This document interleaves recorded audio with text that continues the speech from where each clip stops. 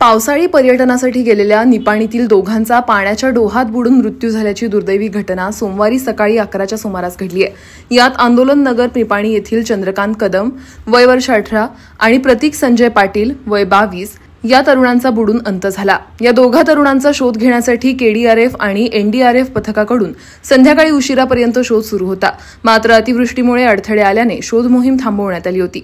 अखेर मंगळवारी सकाळी पुन्हा आपत्कालीन पथकाच्या सहकार्याने शोध घेतल्यानंतर मयत वाहन चालक प्रतीक पाटील आणि चंद्रकांत कदम यांना अथक परिश्रमानंतर शोधण्यात यश आले। निपाणी शहरातील आंदोलन नगर परिसरातील 12 वर्गमित्र दूधगंगा धरण परिसरात पावसाळी पर्यटनासाठी गेले होते। यातील गणेश कदम हा पाण्यामध्ये उतरत असताना पाय घसरून पाण्याच्या डोहात पडला। त्याचवेळी काठावर असणारा वाहन चालक प्रतीक पाटील याने पाण्यात उडी मारून गणेशला वाचवण्याचा प्रयत्न केला, पण गणेशने त्याला घट्ट धरून ठेवल्याने दोघेही पाण्याच्या प्रवाहात वाहून गेले। डोहात बुडालेल्या 2 तरुणांचा शोध घेण्यासाठी पोलीस प्रशासन, पाटबंधारे विभाग आणि कोल्हापूर जिल्हा आपत्ती निवारण एनजीओ समिती यांनी तात्काळ धाव घेऊन प्रत्यक्ष डोहात बुडालेल्या 2 तरुणांचा शोध घेतला।